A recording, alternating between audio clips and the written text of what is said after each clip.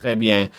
Comment utiliser l'IA, ou plutôt les outils de Cursor, avec nos propres outils? Par exemple, j'ai ici le jeu Snake classique, d'accord? Bien programmé, tout simple. Je veux maintenant donner au serpent une apparence différente. OK? Je ne sais pas si j'y arriverai, c'est complexe, mais essayons. Donc, ce que je vais faire, comme vous voyez, j'ai cette fenêtre de chat ouverte. Important, si on n'a pas le chat, je vais le fermer. On va dans View, on clique sur Open View, on cherche Chat et le voilà. On sélectionne le chat et ça ouvre la fenêtre de Monsieur IA. D'accord? Comme vous voyez, on peut choisir différents. Je crois que DeepSeek ne marche pas encore, mais on peut choisir les modèles. Comme je disais, le Cloud 3.5 fonctionne vraiment très bien. Le GPT-4, le GPT-4 mini ou Preview, blabla. Non? Je vais lui demander de changer l'aspect du serpent et des pommes pour qu'ils aient l'air plus réalistes, pas juste monochrome. J'appuie sur Entrée et il va réfléchir via le logiciel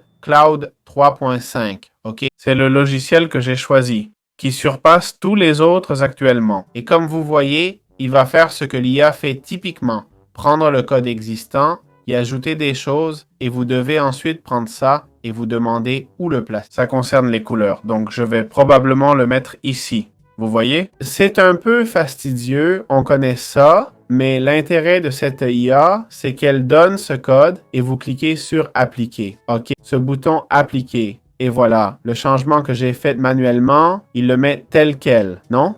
Donc, vous voyez, il faut l'accepter. On fait Ctrl-Shift-I, d'accord? L'astuce, c'est de vérifier ce qu'il a écrit avant de l'appliquer directement. OK? En plus, ça supprime du code. Vous voyez, c'est très bien, ça remplace le code. Compris? Maintenant, je vais cliquer sur Play. Voyons le résultat. Le serpent a changé, les pommes sont plus réalistes. Non? Il faudrait lui dire d'ajouter plus d'images, et là, il essaie de programmer. OK? On clique sur Appliquer encore une fois. Il n'est pas obligé de réussir, hein? C'est-à-dire qu'il n'a pas vraiment besoin de réussir. Wow! Bon, là, par exemple, il n'a pas réussi. Vous voyez? Je lui ai demandé un truc et il a complètement accéléré le jeu, non?